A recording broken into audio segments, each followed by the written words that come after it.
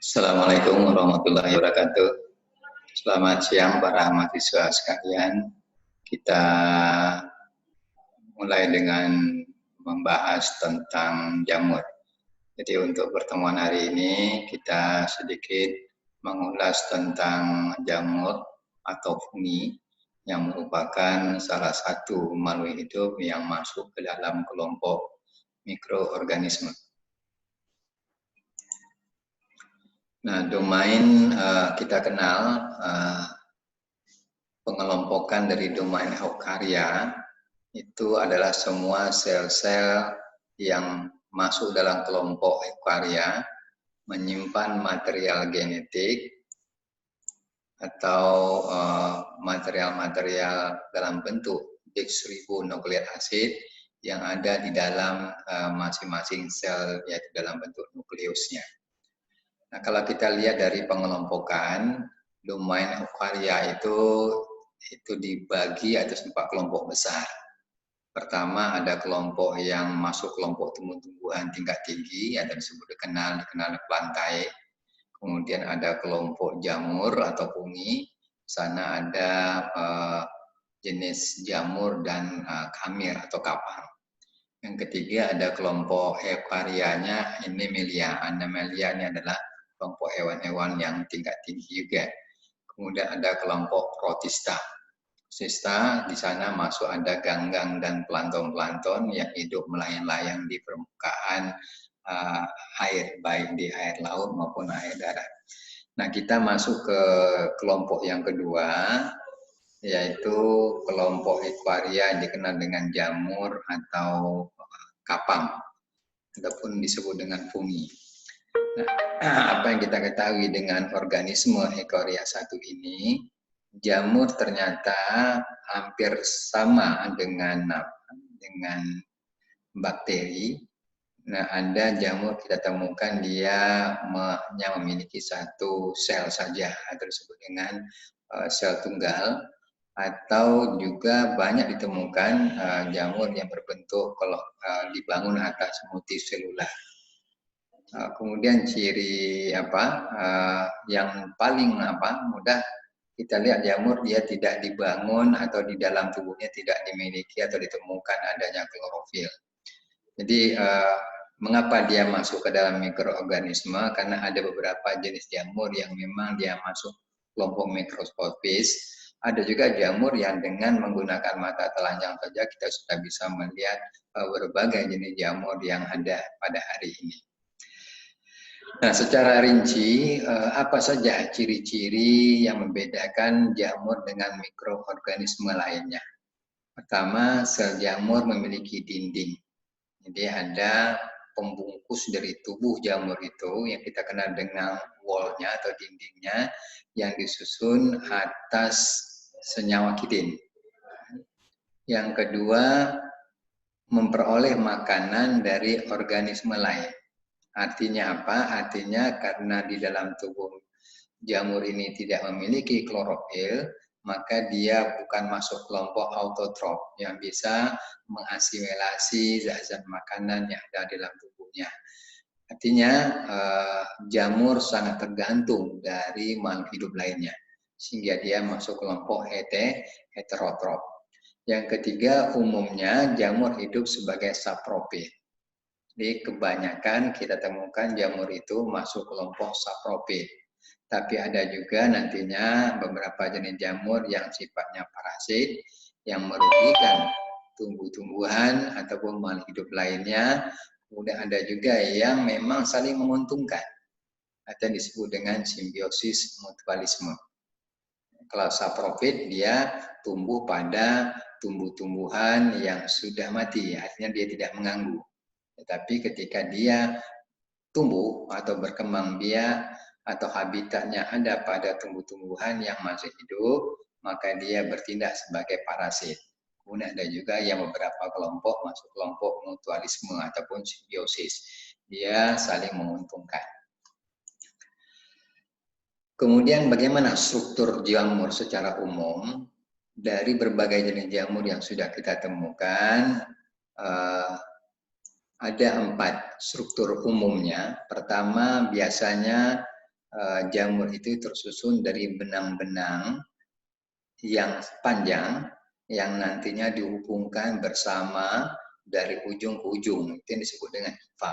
Di benang-benang hifa. Jadi benang-benangnya sangat halus yang nantinya menghubungkan antara satu ujung dengan ujung lainnya. Yang kedua, strukturnya memiliki dinding penyekat atau septa-septa atau septum. Dalam hipanya yang disebut dengan hipa yang berseptum atau hipa yang bersepta. Jadi setiap hipanya nanti memiliki dinding-dinding penyekat, jadi ada dinding-dinding penyekat atau septa-septa. Yang ketiga, struktur dibangun atas memiliki hipa.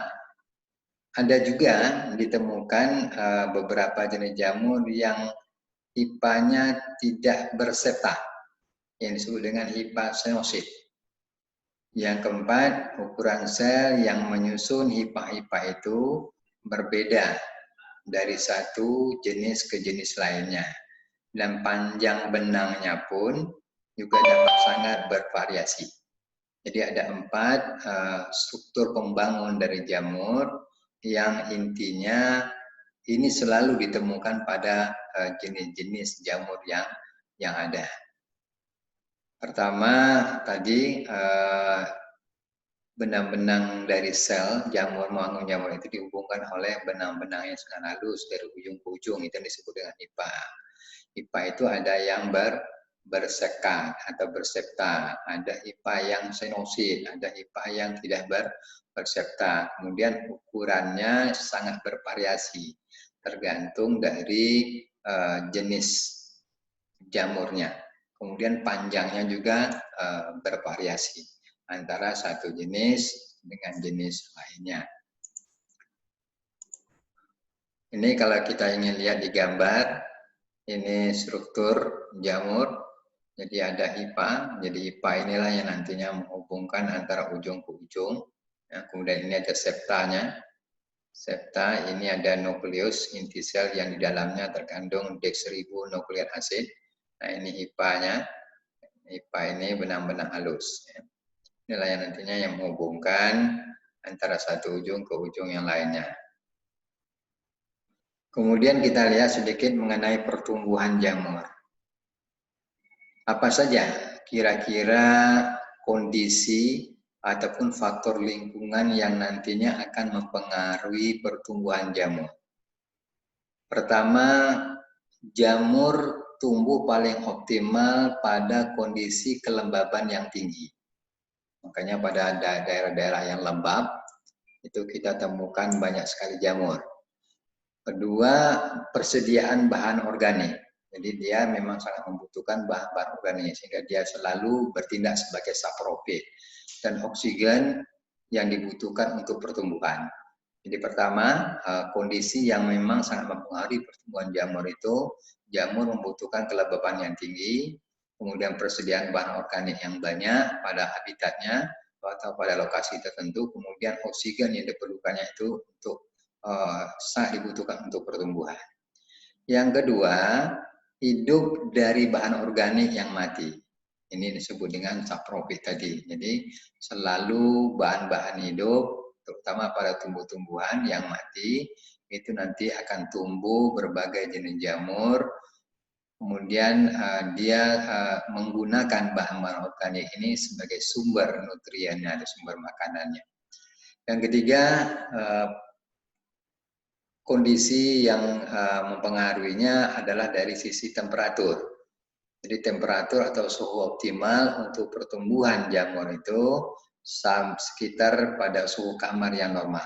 Jadi suhu kamar ini sama dengan suhu lingkungan yang biasanya. Yang keempat adalah lingkungan yang hangat dan lembab mempercepat pertumbuhan. Jadi kelembabannya tinggi, kemudian dia tidak terlalu dingin. Jadi ada suhu yang optimal, suhu kamar, lingkungannya hangat, kemudian kelembabannya tinggi, maka ini merupakan kondisi yang sangat menguntungkan bagi pertumbuhan jamur. Yang kelima, tubuh baik pada lingkungan yang mengandung banyak glukosa dan kondisi sedikit asam. Jadi pH netral itu 7, mungkin dia antara 5 sampai 6, merupakan kondisi pH yang sangat optimal bagi pertumbuhan jamur. Di samping itu ada kandungan glukosa atau gula sebagai sumber nutriennya. Jadi ada 5 faktor utama yang akan mempengaruhi secara ekologis, dia akan mempengaruhi dari pertumbuhan jamur.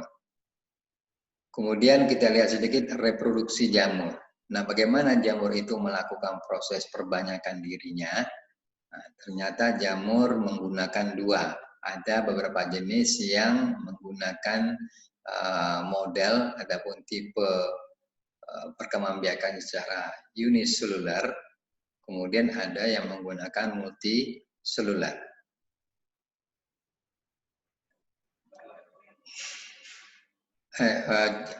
Jamur berbeda antara uniselular dan multiselular. Jadi jamur itu bagi 2. Ada jamur yang kelompok uniselular yang hanya dibangun oleh 1 sel saja. Kemudian ada kelompok jamur yang dibangun atas banyak sel yang disebut kelompok multiselular. Nah, karena ini berbeda, maka sistem reproduksinya juga berbeda. Kita lihat pertama cara reproduksi untuk jamur yang kelompok uniselular. Nah, kelompok-kelompok jamur uniselular ini berkembang biak secara aseksual dengan membentuk tunas. Kemudian nantinya dari tunas ini membentukkan benang-benang hipa atau melakukan proses fragmentasi membentuk spora-spora aseksual, yaitu dalam bentuk zoospora atau endospora dan conidia.